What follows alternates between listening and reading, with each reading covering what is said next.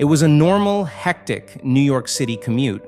I was walking through the Staten Island ferry terminal to the subway when I witnessed two young men collide. What was clearly an accident quickly became a showdown. The men began hurling racial epithets at one another and squared off for a fight right in the middle of morning rush hour. I wanted to keep walking. This was none of my business. But as I watched the interaction begin to escalate, I thought, "Blessed are the peacemakers." The irony was not lost on me. In my devotions, I had been meditating on Matthew 5 about the Beatitudes, and there was no question that God had prepared me for that moment by reminding me that I was to be a peacemaker.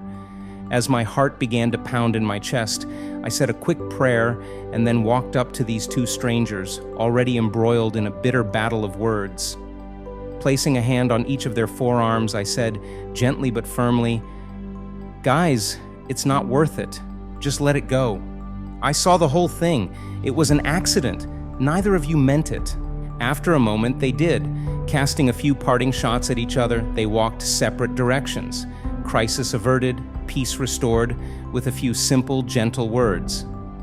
The world desperately needs peacemakers. According to Isaiah 59, verses 8 and 9, peace and justice go hand in hand. It says, "The way of peace they do not know, and there is no justice in their paths. They have made their roads crooked. No one who treads on them knows peace. Therefore justice is far from us, and righteousness does not overtake us. We hope for light and behold darkness, and for brightness, but we walk in gloom." What would happen if, in our everyday interactions, we stopped to ask, how can I be a peacemaker in this situation?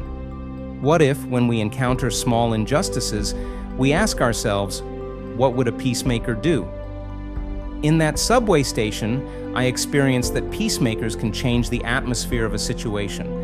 Peacemakers bring light into darkness. Hostility dissipates when a peacemaker enters the fray. Isaiah 59 recognizes this.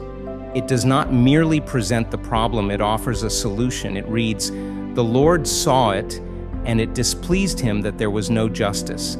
He saw that there was no man, and wondered that there was no one to intercede. Then his own arm brought him salvation, and his righteousness upheld him." Verse 20.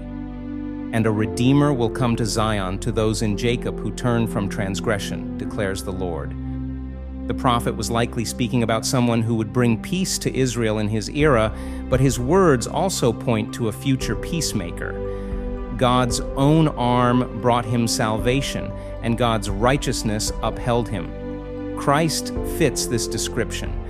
As God's Son, Christ's sacrifice on the cross and resurrection were the way that God's own arm could bring salvation and eternal peace.